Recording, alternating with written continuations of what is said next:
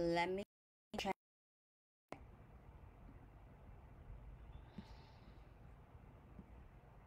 if I'm live.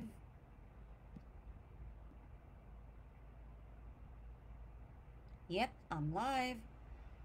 Okay, I am pretty sure that nobody might watch this, or maybe OFW na Middle East, Europe, that area. But the northern part of America, maybe not. Except for a few family friends, if they're on break, depending on their time zone. So, I'm on live right now because I am true to my word. I was so surprised.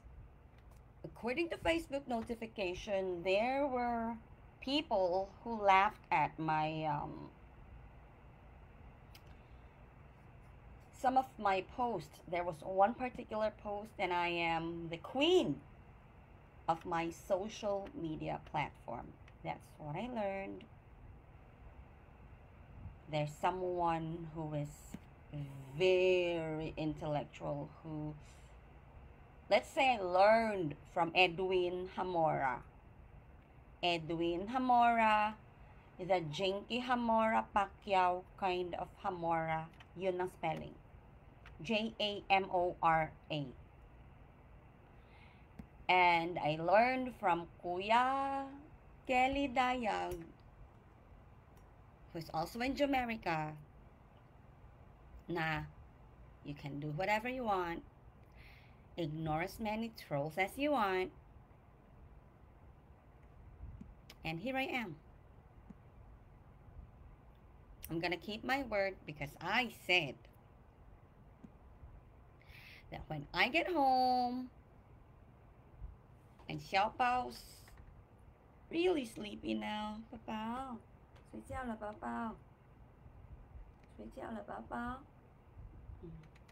She's really sleepy. 睡觉了 is go sleep, 宝宝, go sleep. She wants to listen to mama. There's someone with the name of Kyle Madali Makaya. Basically, we posted something from Aurora P. Juan. I don't know who she is. And the post says, Sarah, scream all you want. Sleep wherever you want. Hold on. Let me check this feature. Oh, I got 2 viewers. Hello. Please comment. Oh, you're making me so happy right now. Hold on, wait. How do I do screen sharing here?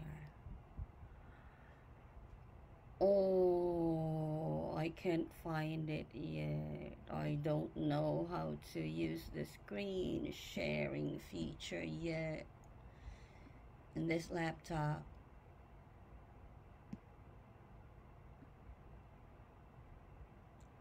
Whoops.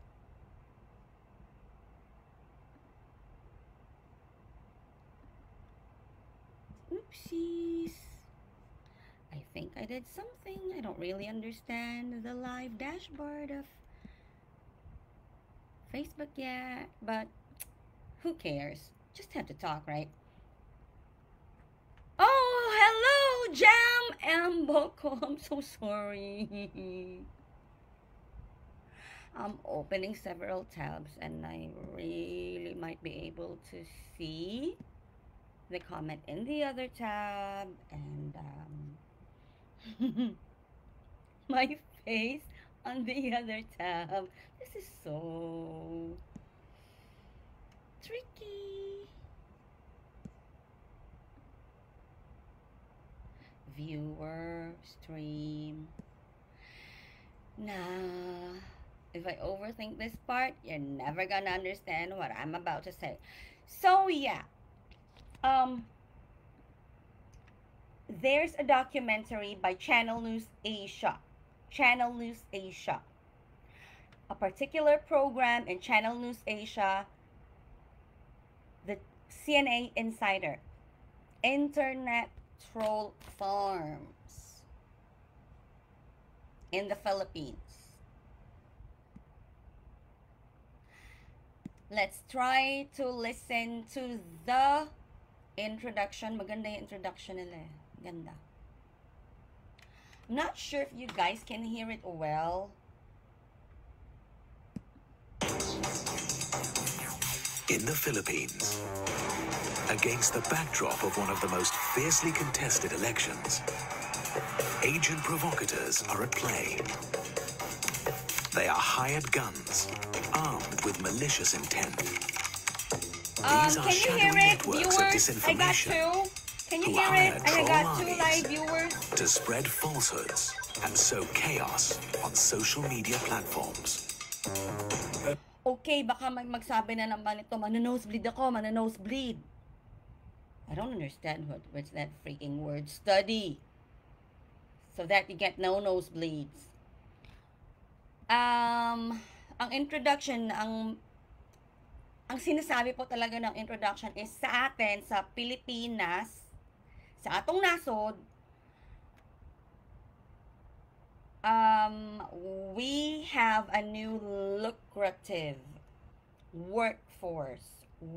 Lucrative yung may possibility na malaki ang kikitain mo. Workforce. It's so easy to understand, huh? So grade 2 or even grade 1, workforce, trabaho, called the internet troll farming. And I know the viewers, the live viewers, they're smart enough. Oh, 3! Hello. If you can comment, kindly comment so I can. 4! So I can say hi and give you a shout out. My vlog is really microscopic, but then feels nice, huh? Some people are really watching me. So yeah, I jumped to the 2nd minute. And here we go. I think I can. Then I do not know how to use the screen share. But I promise you, I'll get better with the features of the live dashboard. Alright? Because I just want to have a live here. Understand this dashboard first. And then understand the YouTube dashboard. I am Chinaida Bawenya. Chinaida Bawenya on YouTube. Lo and behold, you go to the 2nd minute, there's Bongbong Marcos Jr. and Vice President Leni Robredo. So, elections 2022. Elections nila, dun talaga ang pinaka matinding show off a new workforce. Lucrative workforce. Troll farms. Let's skip to the part ni alias Sharon. In a rural area, hours from Manila. Rural area, so medyo probinsya na siya, sa labas ng Metro Manila, a few hours from Metro Manila. Undercover Asia tracks down a paid troll. So, Undercover Asia, also from Channel News Asia, that's the name of the international news channel, and then Undercover News Asia and CNA Insider, they track down a paid troll, alias Sharon. Let's listen again. Dati kasi, 3 years na ako dito sa trabaho nito. Dati, nung nagtatrabaho ako sa hotel sa Manila, yung nagpasok sa akin dito, binibigyan niya na ako ng extra like gumagawa ng mga fake accounts, gumagawa ng mga captions. So yun, hindi pa ako full-time. So pumutok yung pandemic, dito na ako nag-full-time. In her early 30s, Sharon lives with her family and has to support them. Sa umaga kasi kailangan pakain ng mga manok, na yung mga manok dito. Check mo yung... Diba? Ano ang dahilan niya kung bakit pinasok niya ito? Pamilya. Pamilya.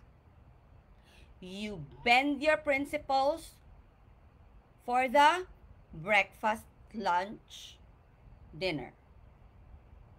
Why not? God forgives. That's the mentality, right? But still, let's always remember that if there's a will, there's a way. And again, sa amin po dito, sa Filipino Guerrilla Forces, if you coordinate with us, if you check the Filipino Guerrilla Forces page, and please do not flood that Filipino Guerrilla Forces page with too many messages, because I understand more now. You can comment sa aking live dito sa Facebook, and I will upload this on my YouTube channel. Comment. Wait. I'll respond to you for sure. Magre-reply talaga ako. Maghahanap ako ng oras para sa iyo. Just for you. I am a legitimate educator. 2003 graduated. I passed the LEP. Okay? I am also a commanding officer in Filipino Guerrilla Forces. Ito yung new division. This is the Communications and Social Media Relations Division. So, to those who think they will be effective in truly helping the community, komunidad natin, we go beyond politics. Let's look beyond politics. Dapat hindi yung politika lang. Dahil sa politika, dinadrama tayo. O sa Bisaya pa, ay natamag inatikay. I'm from Davao City, by the way. Sa Tagalog, huwag tayo maglokohan. Dito sa amin, sa Filipino Guerrilla Forces, EOM, Educate, Organize, Mobilize. These lives, because I will do so much more pa. This is the educate part. Have a look at the Filipino Guerrilla Forces page. Read. Study. What you think fits with your personal ideology. We have freedom. Walang pilitan. Pero ako ay, what's that Tagalog word again? It's kind of deep. Naghihikaya. I'm inviting you. I'm trying to do my own persuasion here. Naghalad ko ninyo og usa ka gasa mga higala ko na mga Bisaya. I am offering you a gift of an organization that is societal. SOCIETAL. Societal, not political. Makakomunidad para sa katilingban.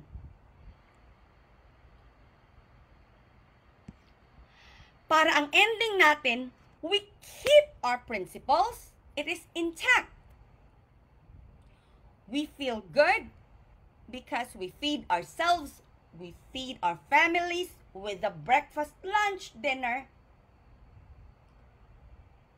Not the instant noodles kind of breakfast, lunch, dinner, but the real food kind of breakfast, lunch, dinner.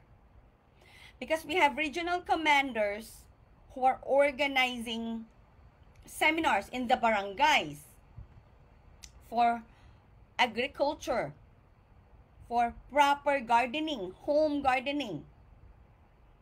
Yung mga ganon, practical. Practical.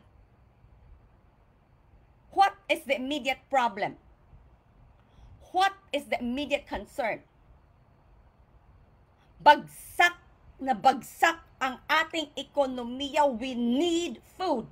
No food, no energy. That's so basic. Walang pagkain, walang, kung si KPL pa, KPL here on Facebook, Pambansang Loyal on YouTube, and ang aking si Beshi, ako si Kabibig, shout out Beshi! Ako si Kabibig here on Facebook, ako si Kabibig on YouTube, science major yun eh. Si former bodybuilder and health buff ito si KPL on Facebook, Pambansang Loyal on YouTube. We need sustansya. Science major naman na teacher in an international school si ako si Kabibig. OFW po siya. Basic ito eh. We need to do the basics. Let's not be like Sharon. I feel bad for Sharon. If there's a way I can find her, I will try and coordinate the barangay commanders to talk to this woman. It takes talent to be an internet troll because ang mga komunista, ako, okay, I got Chinese blood, alright? Ang komunista kasi nila sa China, oo, may kurakot din naman. Lahat ng bansa may kurakot. Depende sa level ng pagkakurakot. But let's face it, ang kurakot nila sa China nung time pa nung buhay pa yung lolo ko, until namatay yung lolo ko, 2008, pinapiring squad nila. Firing squad. Depende kung gaano kalaki ang nanakaw mo. Kung ang naneknok mo ay konting milyones lang daw, yung killing me softly, lethal injection. But for malaki-laki na, like the tambayuda kind of level, kind of pagneneknok, firing squad. Wow, sana meron din dito sa atin, no? Kaya ako, if you ask me my personal opinions, we can only vote for just one party list. Mag-ipanaw kayo, pamilian ninyo, either ipanaw party list, itong arangkada, let me go check. Brandon, I have a friend there.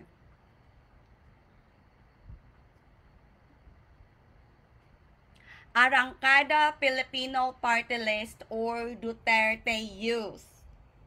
Ang Duterte Youth kasi they would love to see na maibalik ang death penalty for nakakasukang krimen. And they have included graft and corruption for death penalty. But we are Filipinos.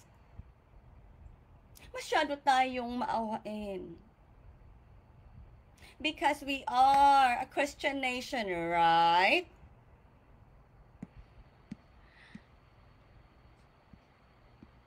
So,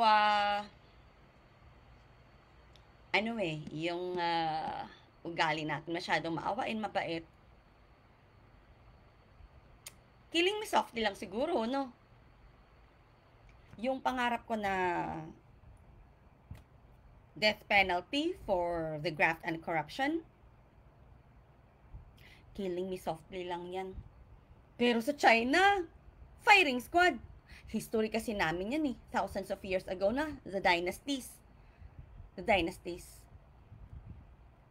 And they also kind of like chop the heads of the emperor. Pag kurakot yung crown prince siya, tapos naging emperor siya. Pagkakurakot siya, usually kasi yung pangalawa na yung parang spare, katulad ng si Prince William. Sa kanila sa UK, si Prince William, di ba? He's a crown prince. Ang spare naman, spare tire, is yung kapatid na pangasawa is si Meghan. Si Prince Harry. Yung spare tire kasi is general usually ng the entire empire, China. Pagka hindi na nila kaya kasi naging masama ang emperor, hulbuton, kung sa amo pa sa Bisaya, hulbuton, hihilahin pababa,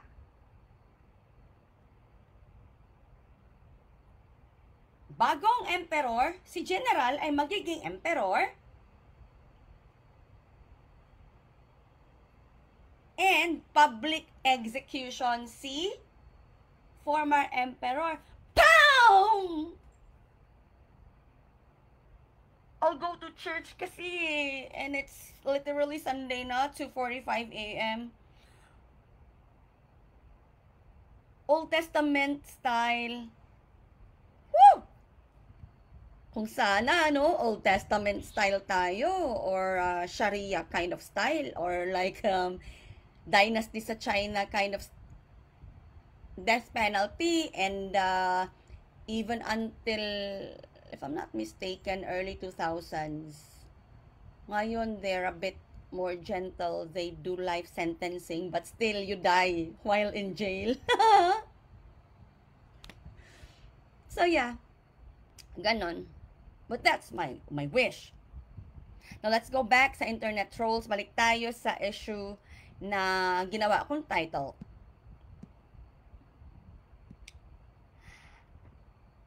Naano ko na to eh, nagawan ko na to ng notes talaga. Ang monthly salary kasi natin, ang average salary is just $204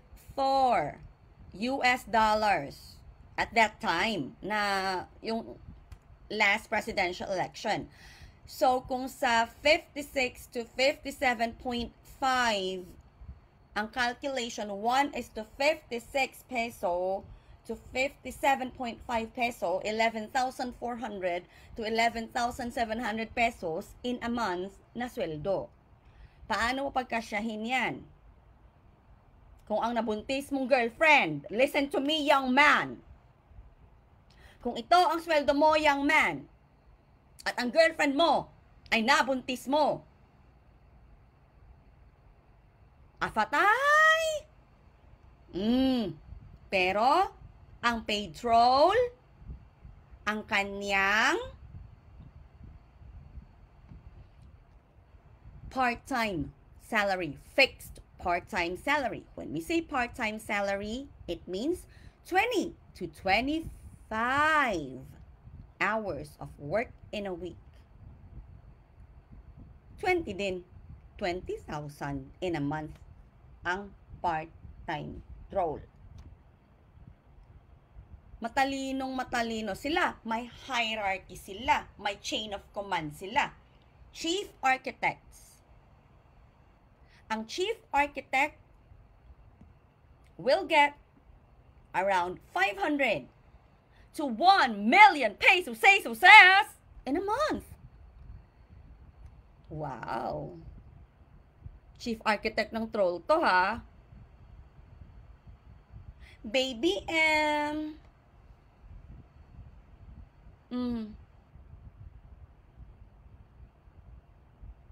ang confidential funds ni Inday Sara ng DepEd and OVP went through proper auditing. I hope and wish one day, I hope and wish with Congressman Marcoleta, who I hope a lot of you will vote, because when he becomes a senator, he wants pre-auditing, bago gastahin ang pera na nakalaan sa government na isang division. Kunwari, ang sa mga mayor, sa kanila, yung sa mga governor, pre-auditing. May ano din ako, may ginagawa akong ganyan every month eh. Before ko ma-receive ang sweldo ko, like 10 days, this is kinda like my pre-auditing. Bago ako maningil ng bayad sa mga estudyante ko na nasa China. Pag binigay na ang bayad sa akin, yes, post-auditing. Bakit ako?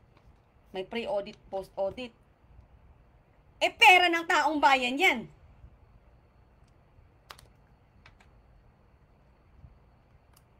Wala tayong takas sa tax. From VAT na 12%. Everything. We breathe air. Pero yung mga may sakit sa ospital na kailangang naka-oxygen na, they breathe air with tax. Thank you, Lord. Yung hangin ko, libre pa din. Now, from the main man, the chief architect, we have the digital influencers. Second sa kanila is yung digital influencers. Kagaya nila Makagago, yung mga binayaran nilang from showbiz and lifestyle vlogs, biglang naging society concerned, biglang naging concerned sa kalokohan ng mga politiko. Yun, kasi ang dami na talagang followers, subscribers. Oops, biglang nag-switch. Magkano kaya? Malaki din bayad nito. May per post, may per video. Anong klaseng video yan? Are you just gonna record a video? Or are you gonna do something like this, live? And then, we have so many paid trolls. Na yung taga-comment, yung taga-repost, share. Eto si Sharon, is may maliit kasi din sila na lupain, maliit lang talaga. Kasi I saw the video eh. I saw this 3-4 times.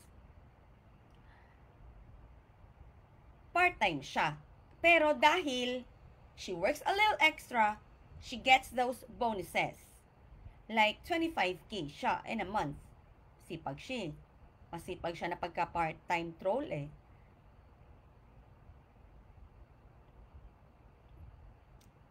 So, in one team, they have about 15. Itong mga paid trolls na ito ay may isang team leader. Si team leader ay 50 to 60,000 a month. Wow! Sarap, no? That is why you keep on agitating us, but you cannot do that to me just like that. Agitate me all you want. Mwah, mwah, mwah. Mwah, mwah, mwah. Share nyo ha. Share lang ng share. Para may pakinabang.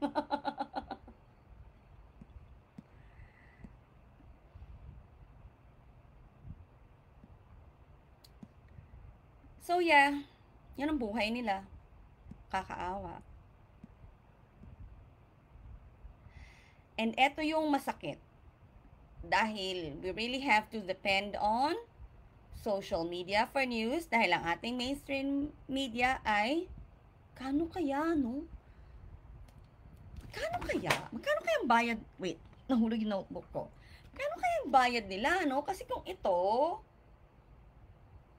milyon na, magkano kaya isang transaction nila? In a day? In a week? In a month? In a year? In a 3-year local election term. Para sa 6 years na presidential term. Darn it, you're so smart. First Lady, so freaking smart. But do you think you can honestly hide everything? Nope. No. You cannot. And according to the documentary, they steal identities to establish authenticity. Nagnanakaw sila ng mga pictures. Hindi lahat ng naglalak ng Facebook na nag-comment ng masama sa ating mga aspiring social media influencers ay trolls. Yung iba is they really understand cybersecurity and they are doing it to their Facebook accounts. Some of them I really understand. I mean, half of those locked accounts I do understand. But maybe 40 to 50% of the locked accounts are really trolls. And less than a month before the 2022 elections, the Marcos supporters had the same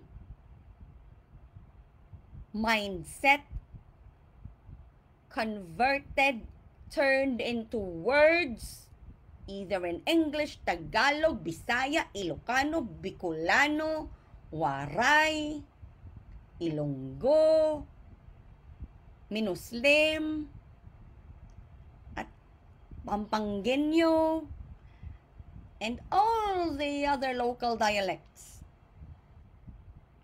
to make sure they will win.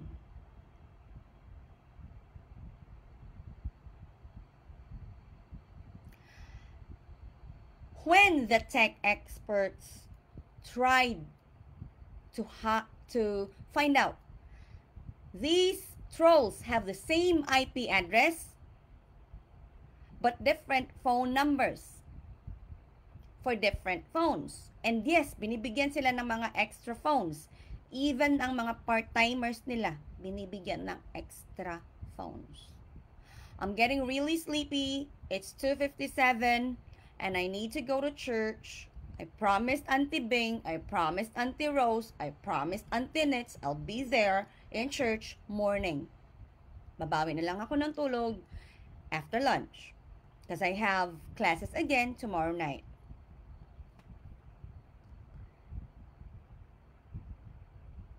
Let's not sacrifice our faith,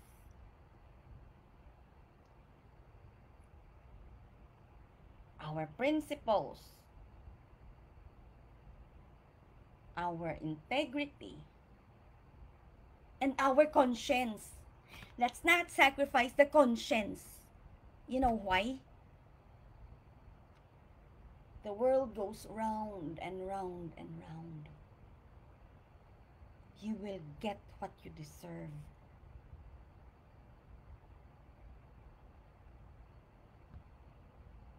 Sooner or later, you will get what you deserve.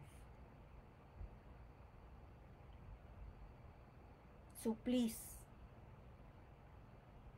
have a look at Filipino Guerrilla Forces or drop a comment, drop a comment, drop a comment, try to message me.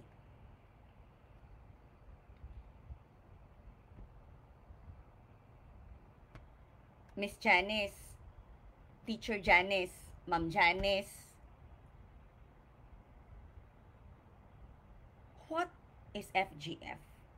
I have kept files on my phone, here in the laptop, for me to disperse information.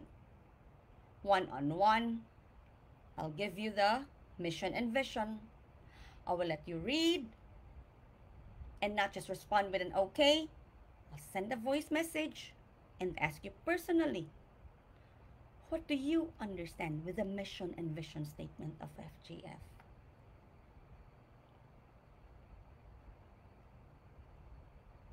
I will never benefit from a trigger-happy response. Okay?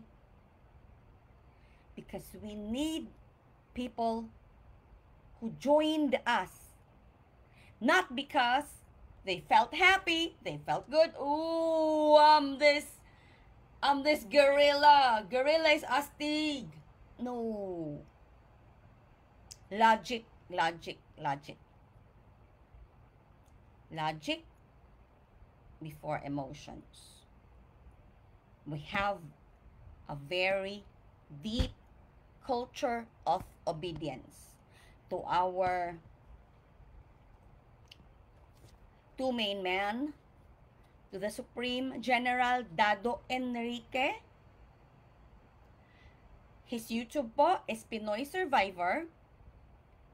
And to Deputy General Segundo Metran Jr., si Deputy General Bukay.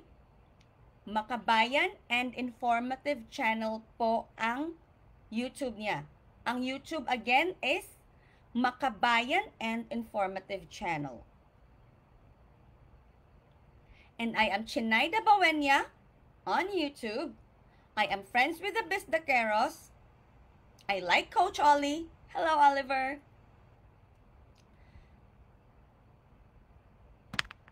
Banatbay and I, we go to the same church, CCF. Sa mga Banateros, you know, he goes to CCF. I go to CCF Davao. Oh, it's 3:01. I gotta sleep. Alas 10 yung church, babawi talaga ako. Magpa-power nap ako hapon. So, yun po. Thank you for watching. Ingat, trolls! Bash me all you want. I'll just ignore you.